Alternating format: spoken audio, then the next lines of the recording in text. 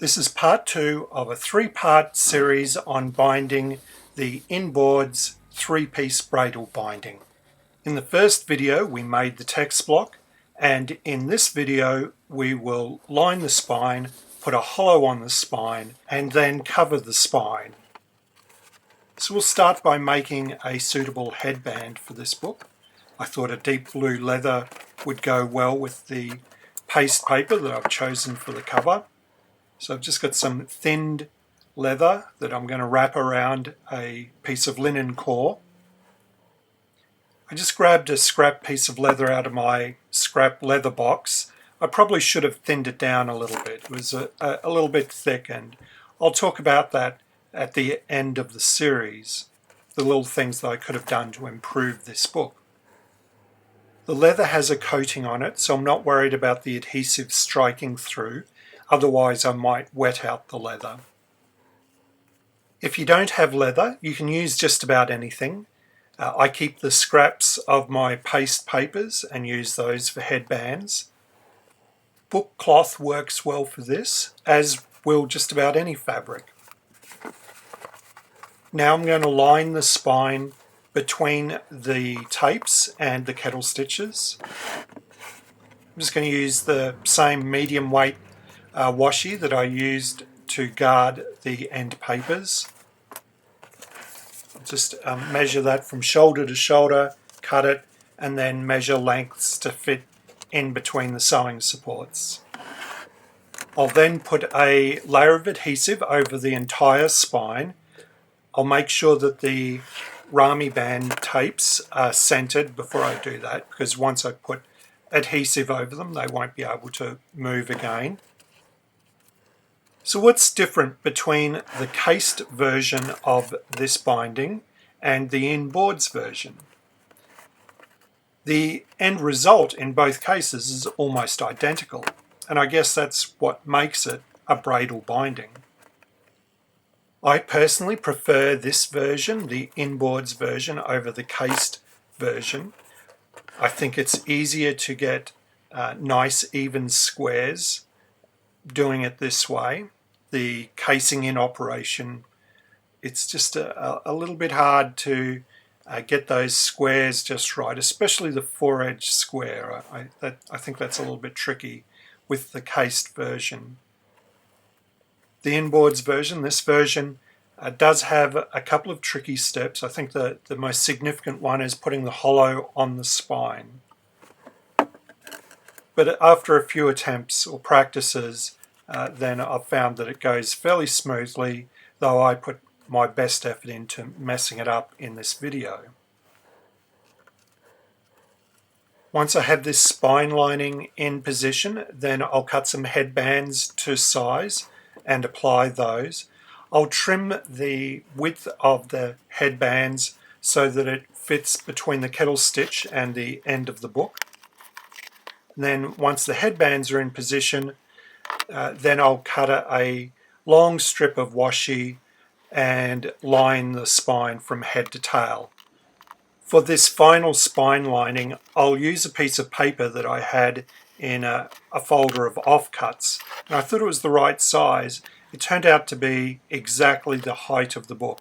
I'd normally use a piece of paper that's higher than or longer than the book, and then once the spine lining has dried, I would trim it off behind the headbands.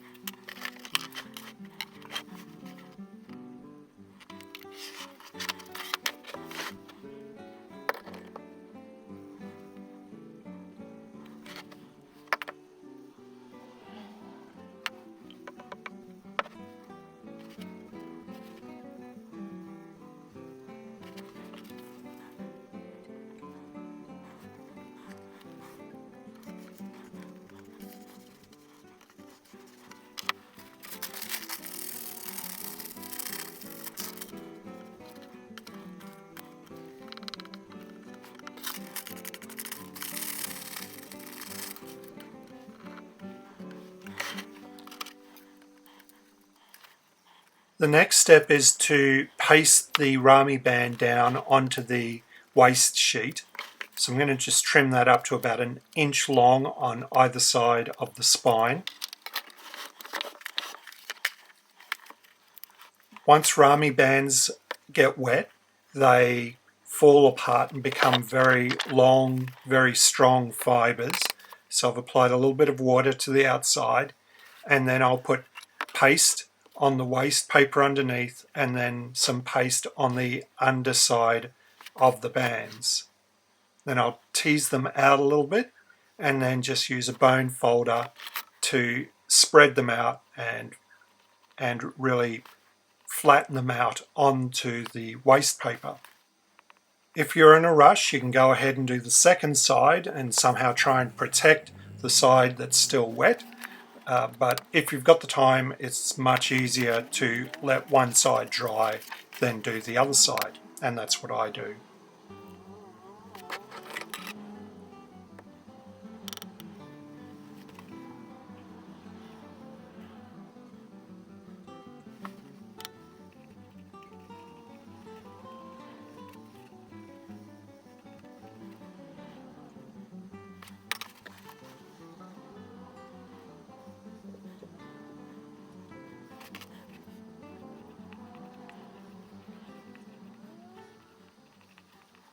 In each of these steps where I'm introducing moisture to the outside of the book, I always put a fence or a moisture barrier between the outer waste and the rest of the text block.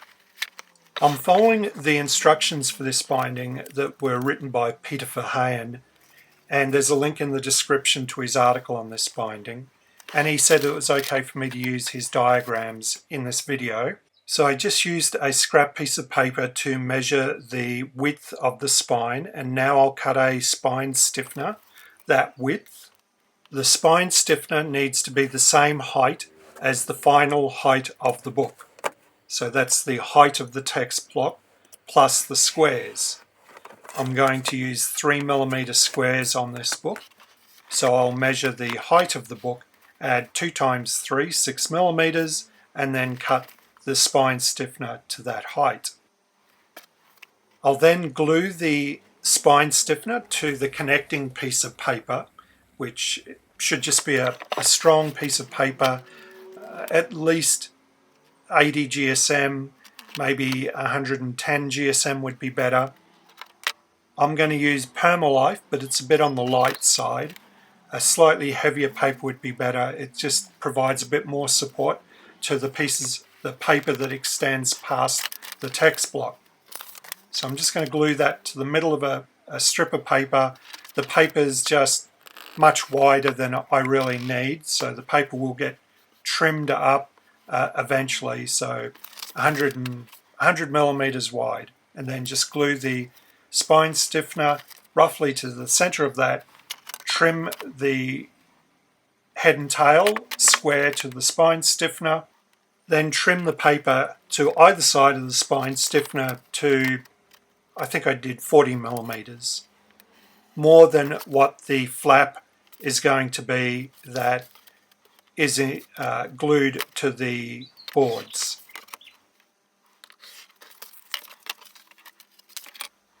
Put a sharp crease in the paper at the edge of the spine stiffener and prepare the paper for wrapping around the book. Now you want to put a curl in the spine stiffener so that it matches the shape of the spine. Now I'm just using one of these formers that I use for making springs. For spring backs you don't need a dowel with paper wrapped around it, just a dowel would be fine, and just use that to shape the spine stiffener to the same shape as the spine. Now the spine stiffener and the connecting piece of paper is applied to the book. Now this is when I do make the most significant preventable mistake in this binding. So I'm just going to highlight it. I think it's a really good learning experience. I find applying this hollow to the spine of this book a slightly tricky operation, and if it doesn't always go perfectly right. So you just need some leeway with the adhesive. So I think by far, or you should use mix to apply this hollow to the book. However, I didn't have any mix, so I thought and I was out of methyl cell, so I thought I'd just quickly make some mix with paste and this Evasol EVA, but I forgot that despite what the manufacturer says, Evasol doesn't mix well with starch paste. So it didn't work. I threw it away, and rather than wait and make the methyl cell, I decided to go ahead and use straight EVA, which was a mistake because in a moment when I wrap this piece of paper around, I get a wrinkle in the shoulder and I just can't get rid of the wrinkle. This is the sort of mistake one makes when you're under time pressure. I was behind schedule for the video. Could be the client's about to show up to pick up the book in the afternoon. So it's just better if you're going to be out of adhesive, make sure you make some new adhesive. It wasn't the end of the world. The result was that one shoulder isn't quite as crisp as the other, so it was never going to be an award-winning book. But it's mostly irritating because it was preventable. Because this isn't a cased binding, I can't foil or title the book with the flat case, and I didn't want to hand title the spine, so I put the title on the piece of cloth, and now I'm cutting it to size to fit the book.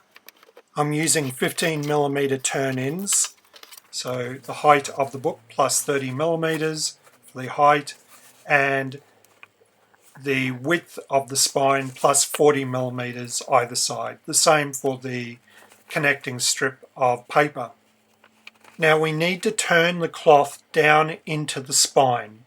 To do that, we need to slit the joints. So cut the waste paper at the shoulder down about 20mm. Now, unfortunately, I managed to put my head in the way of most of this, but I got it at least once. So you can see the slit there, which will allow the turn-in to turn in over the waste paper and then down into the hollow spine. I'll do that 4 times, and you may notice I do cut the outside of the paper once. It's not a big deal because it's about to be covered by a very strong cloth.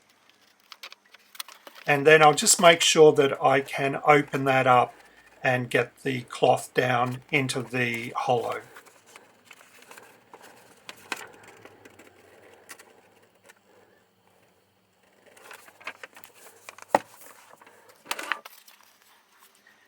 Putting the covering material over the spine is less risky than putting the hollow on, so I will use straight PVA for that.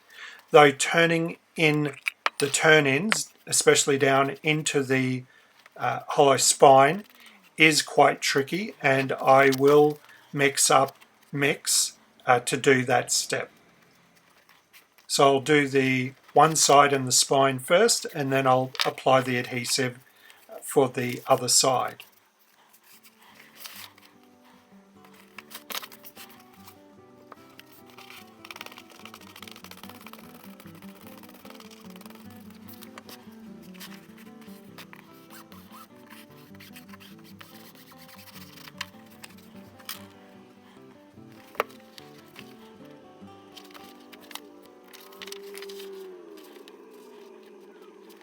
I'm just checking that I can open up the hollow enough to get the cloth down into the spine. And then I remember that I still hadn't made up any mix, though luckily I had made up some methyl cell. So I'll just mix up enough to use for this project quickly. And then I'll apply the mix to the turn-ins and then turn the turn-in down into the hollow spine. And I'll just take my time and use a bone folder and a micro spatula to smooth out the cloth, make sure there's no wrinkles, and the top edge is at the right height, which is the final height of the book, or the height of the boards. I'm putting the text block on the edge of a block of wood so that I don't damage the other end of the spine covering. Of course, if I'd used straight PVA for this, once the PVA had tacked, I wouldn't have been able to do anything about smoothing out these wrinkles and evening out the top of the cloth. I've never had much success trying to form head caps with cloth, so I don't really do anything, but if I'd used leather for the covering of the spine, then now I'd try and form a little head cap. Once I'm happy with that, I'll repeat the process on the other end of the book.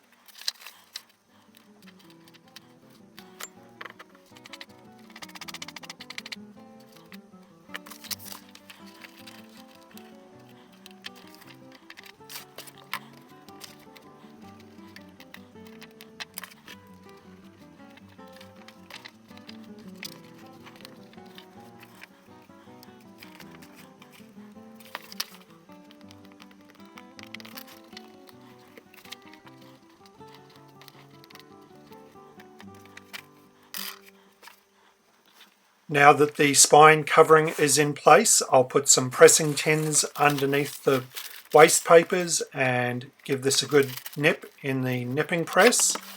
If you don't have pressing tins, then just some solid plastic will be fine. That is where we finish today. Next week we'll go on to make the boards, cover the boards, attach the boards to the book, and then complete the book.